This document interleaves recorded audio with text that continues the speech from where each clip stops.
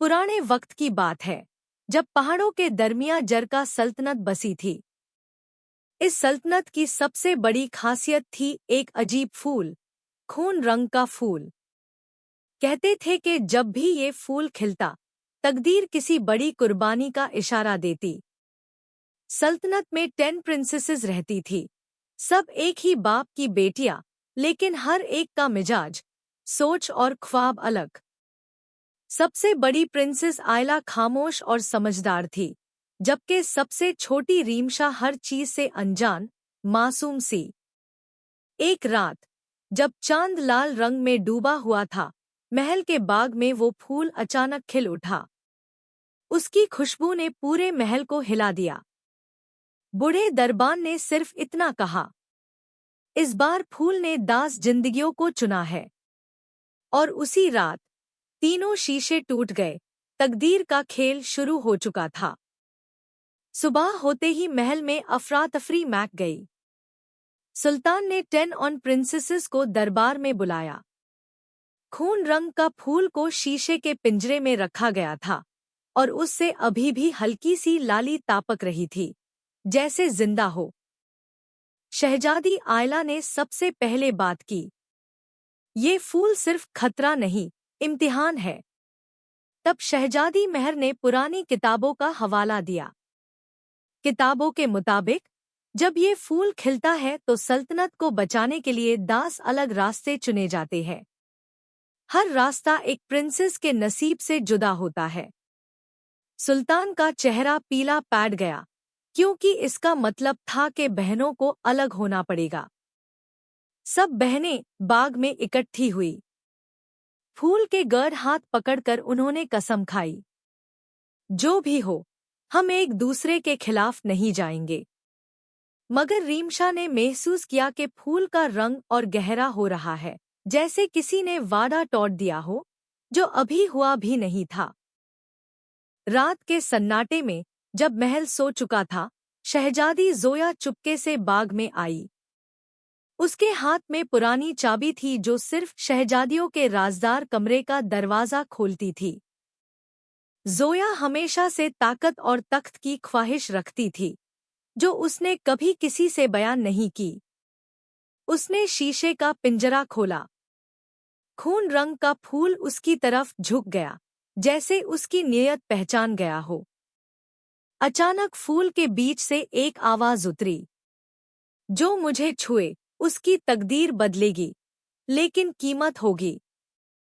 जोया ने बिना सोचे फूल का एक पत्ता तोड़ लिया। उस पाल हवा तेज हो गई और बाग के दरख्त झुक गए। फूल का रंग और गहरा हो गया, और महल के आसपास का आसमां काला पैड गया। रीमशा ने ख्वाब में बहनों को अलग अलग रास्तों पर खोजते देखा, और एक बहन को अंधेरों में मुस्कुराते हुए। सुबह होने से पहले धोखा अपना पहला निशान छोड़ चुका था। जोया के छुए हुए पट्टे का असर अब ज़हर होने लगा था। अगले दिन महल के दरवाजों पर 10 अलग निशान उभार आए। हर एक निशान एक प्रिंसेस के नाम का था। बूढ़े दरबान ने बताया कि ये रास्ते खुद चुने गए हैं, इन्हें रोका नहीं जा सकता। शहजादी आयला को पहाड़ों की तरफ भेजा गया, जहां सच और झूठ का इम्तिहान होता था। महर को पुरानी लाइब्रेरीज के शहर में, जहां भूली हुई कुर्बानियां लिखी होती है। जोया का रास्ता अंधेरी झीलों की तरफ था, बिल्कुल वैसा ही जैसा उसके दिल का हाल। सबसे मुश्किल फैसला तब हुआ जब रीमशा का रास्ता बाग के नीचे छुपी सुरंग की तरफ निकला, जहां कभी कोई जिंदा वापस नहीं आया था।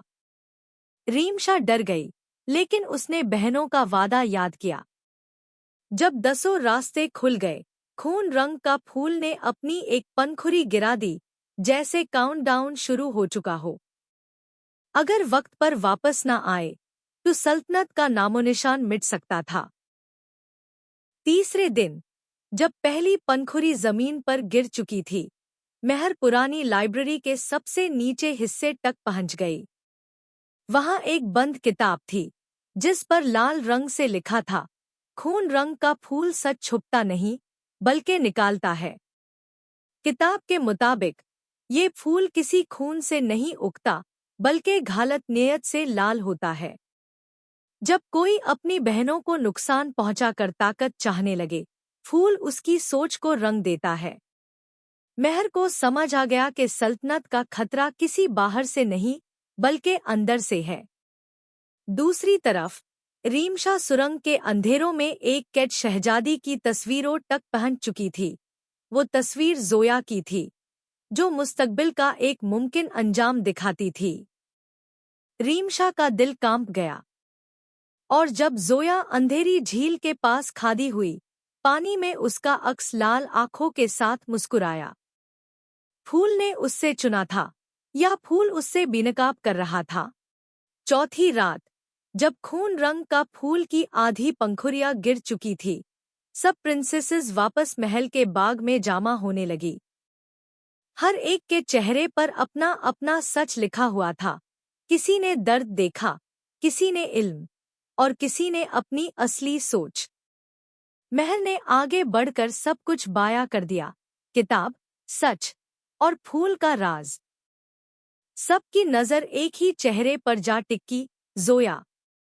उसकी आंखों में पहले गुस्सा, फिर डर और फिर जिद उभार आई।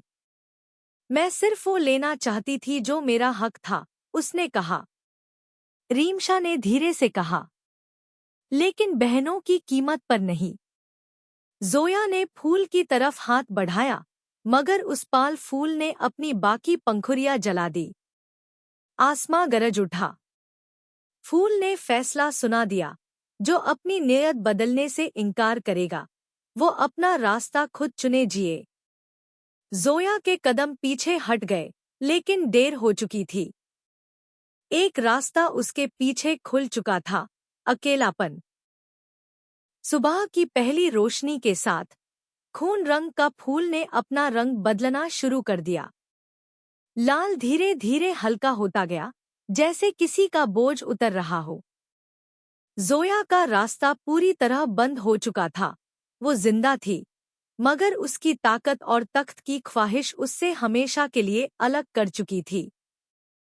उससे दूर शहर भेज दिया गया, जहां वो अपनी जिंदगी खामोशी में गुजारने लगी। बाकी 9 प्रिंसेसेस ने सल्तनत को मिलकर संभाला। रीमशा, जो सबसे छोटी थी, अब सबसे ज्यादा समझदार हो चुकी थी। उसने बाग में वही फूल दोबारा लगाया, इस बार बिना लाल रंग के। बूढ़े दरबान ने मुस्कुराते हुए कहा, फूल कभी खून का नहीं था, नियत का था। कहानी यही खत्म होती है, लेकिन सल्तनत जरका में ये बात याद राखी जाती रही। जो ताकत के लिए अपनों को भूल जाए, उसका रंग लाल हो जाता है, और जो सच चुने, उसका मुस्तकबिल रोशन। दी एंड।